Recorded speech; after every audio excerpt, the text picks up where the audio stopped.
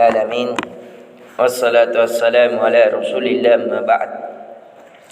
اللهم نسألك علما نافعا ورزقا طيبا وعملا متقبلا.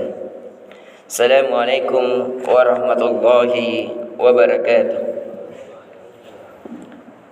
Alhamdulillah, kita kembali memuji dan membesarkan Allah Azza wa Jalla dengan melakukan dan menambah ketaatan kita kepadanya di setiap harinya.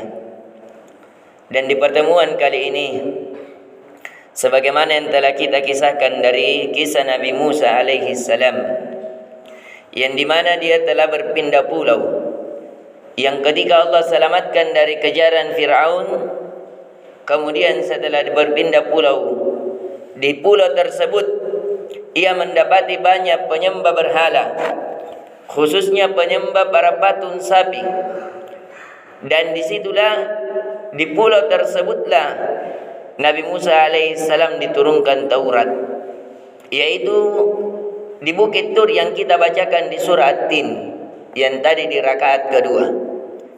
Dan disitulah Nabi Musa alaihissalam menerima Taurat. Jadi umatnya itu dididik dan didakwai oleh saudaranya yaitu Harun. Karena Nabi Musa pada saat zaman yang sama, khususnya Bani Israel, itu dikirimkan dua nabi. Dan Fir'aun dikirimkan juga dua nabi, yaitu Nabi Musa dan Nabi Harun alaihissalam. Di sini menunjukkan tentang besarnya nikmat kepada kaum Bani Israel, kepada umat Yahudi, yang dimana akan turun lagi setelahnya semua para nabi dan para rasul itu dari keturunan mereka, dari keturunan Bani Israel. Maka dari itu Nabi Daud, Nabi Isa dan seterusnya itu keturunan, semuanya dari keturunan Yahudi. Intinya nabi. Setelah itu semuanya dari keturunan mereka kecuali Nabi Muhammad SAW. Maka dari itu mengapa mereka menolak kenabian Nabi Muhammad SAW? Karena mereka hasad, bukan dari keturunan mereka, dari penutup para nabi yang diutus untuk rahmatan lil alamin, yang menjadi utusan untuk seluruh timur dan baratnya. Kemudian di pertemuan kali ini kita akan mengkisahkan dari beberapa kisah yang terjadi ketika Nabi Musa alaihi salam berada di pulau tersebut. Dan itu sangat banyak. Akan kita kisahkan juga dari kisah Nabi Khidir ketemu dengan Nabi Musa. Tapi yang sekarang ini kita akan kisahkan dari kisah yang terjadi.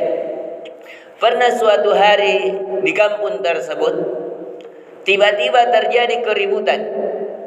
Ada masalah sehingga Nabi Musa alaihissalam dipanggil oleh masyarakat. Ternyata masalah tersebut, ada seorang orang tua yang meninggal, dibunuh, tidak tahu siapa pembunuhnya.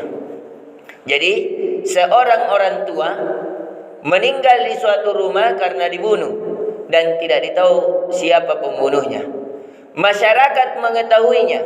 Akhirnya dipanggillah Nabi Musa, karena Nabi Musa adalah seorang nabi di kampung tersebut, seorang petua, seorang yang dipanggil menjadi seorang hakim pada kampung tersebut. Akhirnya Nabi Musa alaihissalam tidak habis berpikir, terus sholat kepada Allah, terus berdoa kepada Allah agar dibuka tabir-tabir yang telah terjadi. Akhirnya Allah mewahyukan kepada Nabi Musa agar umatnya memotong seekor sapi, yang dimana seekor sapi yang dia potonglah itu nanti akan dia cambuk di bagian badannya seorang ini. Jadi ada seekor sapi, dicambuk dari seekor sapi lah ini disembelih, kemudian diambil dari sebagian itu sapi. Ada yang mengatakan sebagaimana yang dinukil oleh Ibnu Katsir dalam tafsirnya, diambil di bagian paha sapi. Kemudian paha sapi itu dipukulkan kepada mayat. Kemudian mayat itu terbangun dan berbicara kepada Nabi Musa bahwa siapa yang pembunuhnya. Ini diantara mukjizat Nabi Musa yang Allah ingin berikan kebenaran kepada nabinya. Jadi Akhirnya Allah memberitakan, dan ini bukan kisah dongeng. Dan ini bukan kisah dongeng, dan ini tidak boleh menjadi syariat dibolehkannya. Kalau ada orang meninggal misalnya, dibunuh tidak ditahu siapa pembunuhnya, apakah kita boleh melakukan hal yang seperti itu? Jawabannya tidak. Mengapa? Karena dia, Nabi Musa alaihissalam, melakukannya karena wahyu. Adapun kita, itu tidak ada para ulama yang menukil tentang kebolehannya. Dan ini dikabarkan di dalam Al-Quran, di dalam surah Al-Baqarah ayat 67, yaitu berkata, wa id qala Musa liqaumi, ketika Nabi Musa berkata kepada kaumnya, innallaha ya'murukum an tadhbahu baqarah, sesungguhnya Allah memerintahkan kepada kalian agar kalian menyembelih seekor sapi. Qalu, mereka berkata dari kalangan Bani Israel, atattakhiduna hudwa, apakah engkau mengambil sesuatu celaan bagi kami? Kenapa? Karena mereka para penyembah sapi. Akhirnya Allah memerintahkan untuk menyembelih sapi, agar Allah ingin mengabarkan secara tidak langsung bahwa sapi yang kalian sembah itu tidak bisa mencegah mudarat untuk dirinya. Karena, dan itu dituruni sampai sekarang dari penduduk India, bagaimana mereka menyembah sapi, padahal sapi itu tidak memberikan manfaat dan mudarat kepada dirinya sendiri, apalagi kepada orang lain. Ini di antara cara Allah mengingatkan manusia agar ia kembali kepada Tuhan yang sebenar-benarnya Tuhan. Akhirnya kata mereka, berkata Nabi Musa, qala a'udzu billahi an akuna minal jahilin. Kalau begitu saya berlindung kepada Allah dari termasuk orang-orang yang bodoh. Artinya Nabi Musa betul-betul mengajak mereka dengan wahyu, bukan karena keinginan Nabi Musa dan celaan untuk mereka, bukan. Tapi memang Allah perintahkan.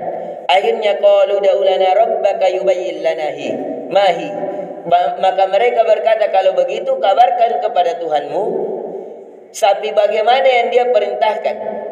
Untuk kita singkat karena waktu yang membatasi kita, akhirnya dia diperintahkan untuk menyembelih sapi yang sapinya itu bukan tua, tidak juga terlalu muda, artinya pertengahan. Dan warnanya, akhirnya dia bertanya. Di sini ada diskusi yang panjang di dalam surat ini, karena mulai dari ayat 67 sampai 74. Jadi ada sekitar berapa ayat? 9. Anan 7 ke 74.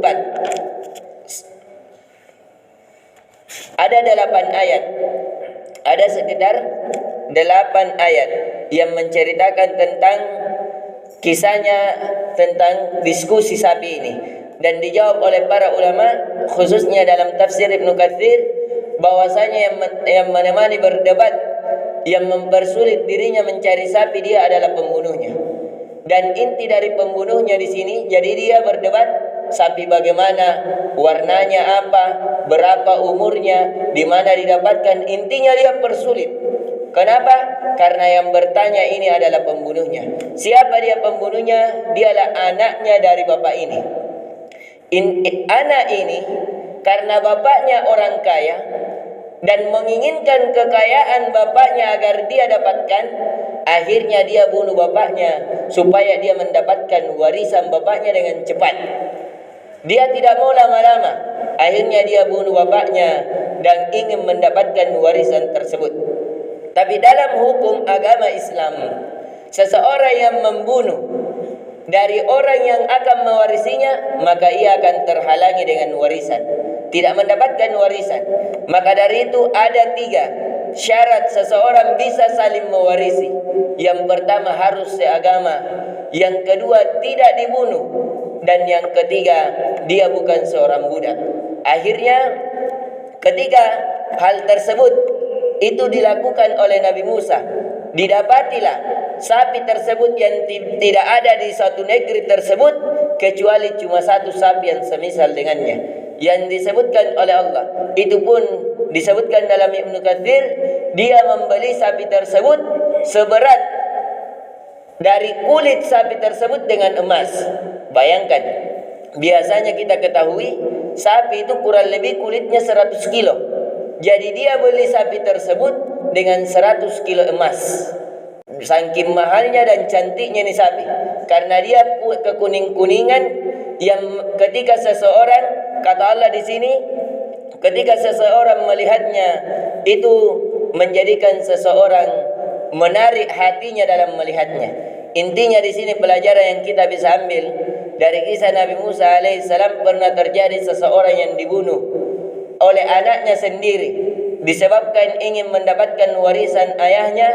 Kemudian Allah membuka tabirnya bahwasanya yang membunuhnya adalah anaknya, dengan keajaiban, dengan adanya seekor sapi yang dipotong, kemudian bagian sapi tersebut dipukulkan kepada mayat tersebut, kemudian mayat tersebut tiba-tiba hidup dengan izin Allah. Kemudian dengan hal tersebutlah kemudian berbicara mayat tersebut bahwa yang membunuhnya adalah anaknya, sehingga anak tersebut dikisos, dibunuh juga, dan kemudian anak tersebut tidak diberikan haknya, yaitu tidak diberikan warisan disebabkan dia terhalangi oleh warisan. Di sini di antara pelajaran yang bisa kita ambil tentang kebenaran Nabi Musa alaihissalam, bahwasanya dia adalah seorang nabi yang diutus. Dia dikabarkan oleh wahyu, bukan hawa nafsu dan dari pemikirannya. Insyaallah di pertemuan yang lainnya akan kita kisahkan dari kisah Nabi Musa tentang bagaimana dia ketika dia ingin berperang, kemudian kaumnya disesatkan, dan bagaimana dia ketika ketemu dengan Nabi Khidir alaihi wassalam. Assalamualaikum warahmatullahi wabarakatuh.